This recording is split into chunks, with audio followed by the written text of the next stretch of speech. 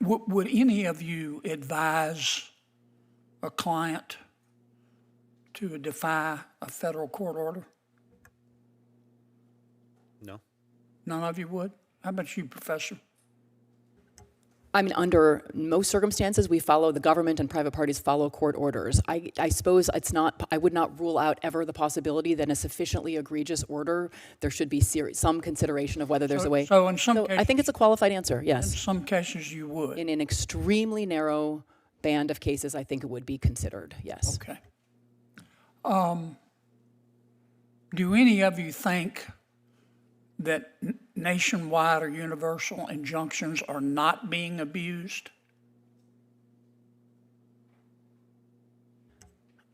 I'm not sure what if I may, Senator, I'm not sure what the time horizon of the question is. I don't think that there could be good faith disagreements about the correctness of some of them, but I have not seen in the last 4 months Professor, you're abuse. smart, No. and I've read your stuff, and I've read your writings, and I don't want to get bogged down with this, but I have little respect for your opinion because I've read your stuff.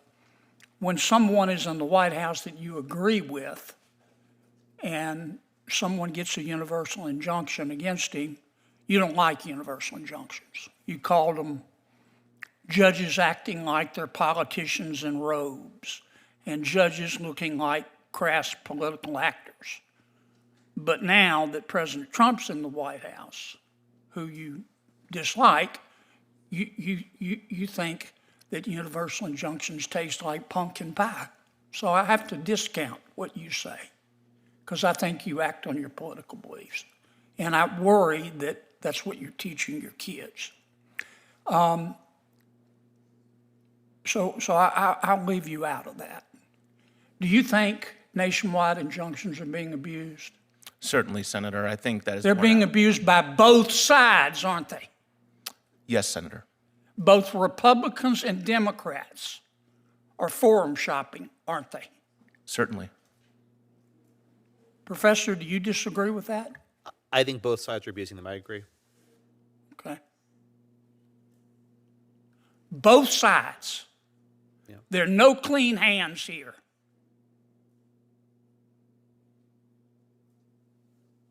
Now, your suggestion is that when a federal judge issues a nationwide injunction,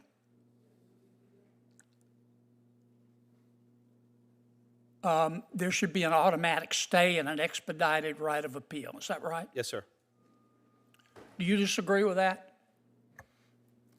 I haven't given enough thought to have a position on it, Senator. I suspect, Professor, your answer will be it depends on who's president.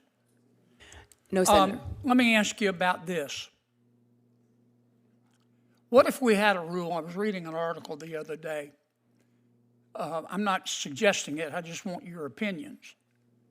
That said, if a president, any president, issues an executive order, let's say, that clearly violates settled Supreme Court precedent, that a federal judge can't issue a nationwide injunction.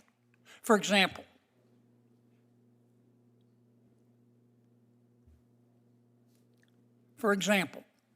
if a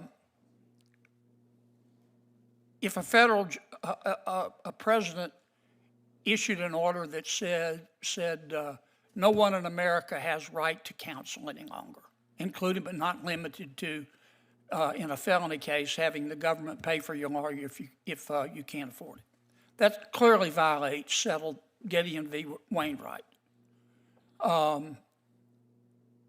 In that case, a judge has no authority or does have authority to issue a nationwide injunction.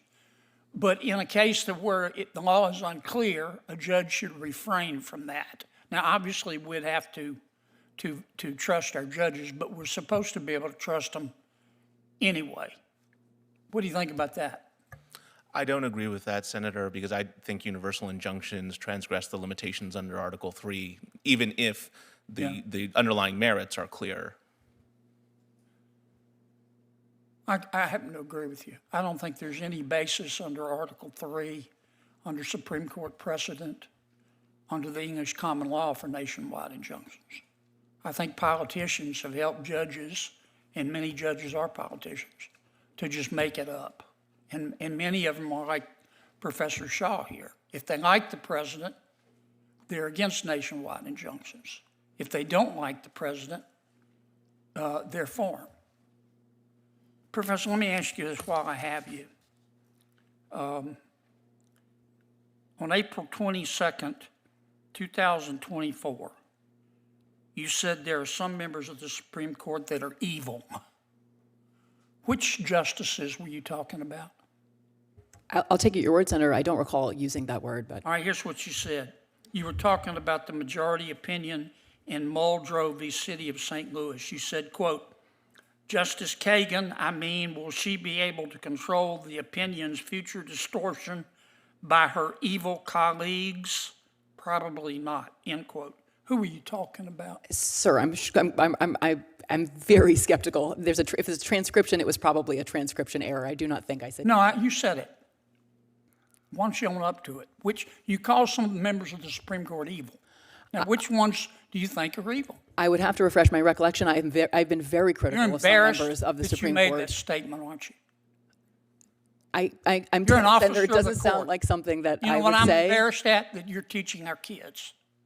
I don't refer to Supreme Court justices as evil in Did the right here in the classroom, on sir. your podcast, April 22nd, 2024. Okay, well, Big as Dallas.